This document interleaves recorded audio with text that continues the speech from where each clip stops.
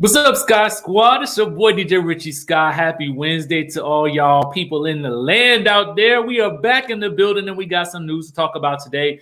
We got Kandi keeping it real. We got Nene is, upset about this. Well, we'll get into it. And then we're not really upset, but she has some things to say about something that's popping off in social media right now. And then we got to talk about Candace giving us the tea on Real Housewives of Potomac. So you don't want to miss any of this, okay? Because we're going to have some interesting discussions today. But before we all get down into the get down, make sure you guys subscribe to the channel, hit that notification bell button, and join the texting community right here at the bottom. I can send you a text message as soon as the new video drops. Oh, and quick announcement. We have an interview coming out with Bershawn Shaw from the Real Housewives of New York City. Y'all, I should be able to drop that today. I just need to check to make sure all the edits are done correctly. And once that's in the can, I will definitely upload it and give it to you guys today or tomorrow if it ain't right, okay? With that being said, let's go ahead and stage dive into what we got to talk about. If you guys head on over to the YouTube streets for Kandi Online, you will find out that she is doing a body speak on it, okay? So this is a series where she is keeping it real about plastic surgery, and she's imploring other celebrities to do the same. Now, here's the interesting thing. She talks about the procedures that she's had. She talks about getting Botox, lipo, and recently she chronicled her breast reduction as well. Now, I'm going to tell you the truth. This is the thing that I like the most about Kandi, because I do likes that she indeed likes to keep it real. And I feel like she uses her YouTube platform in such a great way. Other celebrities and reality TV stars would do well to follow Kandi's example. She is literally setting a precedence for getting the word out about what really happened in a particular episode, interviewing celebrities, interviewing musicians, extending her brand, getting real about plastic surgery, and I'm all the way here for it. She chronicles her experience. She talks to other people that work on her team and her friends about getting, plastic surgery, losing weight, what that process is like, answering questions so that people, out there can get the real information. And she's going deep into what the plastic surgery journey is like for her. And I'm going to tell you the truth, I approve of it. And I just wanted to highlight that here because it's making the rounds in social media, but I also wanted to just, salute that type of thing because I'm all the way here for it. Now, let me ask you guys in the chatterization, and not that, I feel like people need to talk about their plastic surgery because honestly, it's your business. And if you pay for it, you ain't got to tell nobody about it. But do you wish that more celebrities and reality stars would keep it real in this way about what they getting done? Because sometimes you be knowing something was done and the face don't look the same, but they be steady denying it. My thought is this: if you get it done and it looks subtle, okay, fine. You can actually, you can get away with saying you ain't do it. But if you get it done and it looks real obvious, okay, if I see you got a whole new face, we're going to have some questions. And rightly so, rightly so.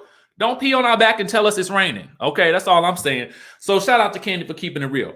Now, let me point y'all to this meme right here, because this is what's going around the internet right now. And shout out to our friends at Bravo Wow Black. Let me tell you something. Make sure you guys are following them. This hilarious meme is making its way around the internet right now. This is one that says me running to the bathroom after eating the sweetie meal at McDonald's. Okay, now it's a bunch of memes of Nene running in the high heel race. Okay. They've even done one where they've inserted her in the stampede from the Lion King. So that's the thing that's going on social media right now. And, it's trending. It's trending like wildfire. And this is obviously from an episode of The Real Housewives of Atlanta. Well, the people was wondering, how Nene Leakes would feel about this meme going around. And she's actually not that excited about it. Here's what she had to say. And shout out to our friends over at the Neighborhood Talk for capturing this moment. Someone tweeted and said, I hope Nene Leakes is finding joy in all of these running vids. And she responded with, joy? Not really. I'm not making a dime off of any of these thousands of memes. Shaking my head, never have. Now, if I recall correctly, this isn't the first time that Nene has talked about this sort of thing. And I actually feel like there have been a lot of celebrities that have sort of spoken out about, memes and gifts and that sort of thing. And so my question to you guys is, should celebrities and people who are featured in memes that get, a lot of traction and go viral, should they be paid in royalties for memes and gifts? Now, there are a lot of reasons why I feel like some people feel like they should be paid royalties for these types of things, because it is basically using their likeness sort of without their permission. But also, too, because the clips are so short, it's hard to necessarily say that someone has used a whole, chunk of your likeness for some purpose.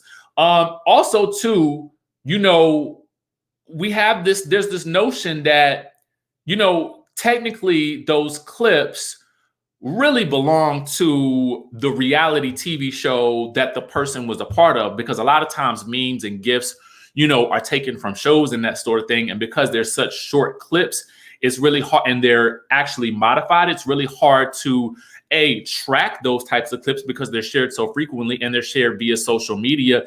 And it's not a long form piece of content wherein the actual creator would actually find a problem with that being shared.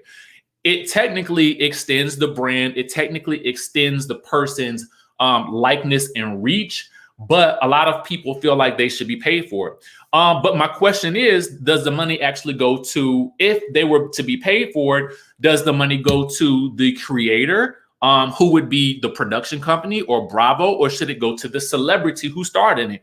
Because once you sign on the dotted line for a contract for a show, then that means that that footage can be used in perpetuity for a multitude of purposes for the show and or shared via social media. Okay. At the end of the day, it is what it is. And there's no way to really track how memes are, how many are shared, how many are made, because people can make those easily at the drop of a dime and share them via social media. So what do you guys think? Let me know down in the comment section down below. Do you feel as though, she's on the right path? Because I know a lot of celebrities and I know a lot of people who have been featured sort of feel that way. Or do you think that they should just strategize and make the most out of that moment and sort of find another way to be creative about how they can actually earn residuals from that meme? I feel like if you're creative enough, honestly, I do think that there's a way you can do a riff off of that. And if I were her, I would hop onto social media. I would hop onto, news outlets and talk about, the resurgence of this meme. I feel like a great PR person would find a way to make the most mileage out of this and then hype up her Lanithia Lounge, hype up her other endeavors that she's got going on. When a meme like this resurges, I think it's the time to start making a moment out of something and then extending what you're already doing a lot further. But that's just me personally. Again, I did work in PR for a brief period of time, so I do understand sort of the mechanics of how it works and how you can maximize on these types of moments. So I hope that she does that, because I feel like there's an avenue for her at this moment to really capitalize on all of this. Okay. But let me know what you guys think down in the comment section down below. The next thing that I want to talk about is Real Housewives of the Potomac. The Potomac. Okay. So what I want to do is share a couple of things with you that I don't know if you guys actually know, but if you do know, then let's get into it further. We want to take it on over to the Jasmine brand, who did an exclusive interview with Candiace Dillard Bassett. Now, she talked about a variety of things in these exclusive interview clips that can only be found on the Jasmine brand. So definitely go to their page and check them out. But I'm going to give you a couple of highlights. One of them being that, Candiace says that she watched Mia lie at every turn, and then she kind of addresses Mia's age kerfuffle, I should say. For Candiace, one of the things that she said in this interview, and I'm just going to paraphrase, she basically said that, this was one of the first seasons where she actually watched the show as a sort of a viewer, and she's finding that things that she thought were happening while they were filming didn't necessarily happen in the way that she thought that they happened at the time of filming. Case in point, I think that would be a good example, though she did not mention it, was next week we see her sort of coming at Ashley Darby about, you know, bringing the rumor to the group about Wendy's husband, Eddie Acefo, when in fact, it was only Ashley that told Wendy the rumor that was percolating throughout the group after Giselle brought it up about 3 times, and twice to Ashley that we know of, at least. So that's one example that I think that we can all point out that maybe, you know, she didn't really have the full picture on. So it's interesting to listen to cast members as they talk about the season, you know, once while they're going through it. And then the next time they, you know, now that they're seeing it play out, they have a completely different impression. And this is a great example of that. The other thing that she talks about that was really, really, really interesting is they dive into a bit about her relationship with Karen. And we get into this point of the interview featured on the Jasmine brand exclusively. Like I said, guys, these are 2 separate clips. So make sure you guys follow them and get all the rest of the tea, because I'm giving you just bits and pieces of it. But these are the highlights.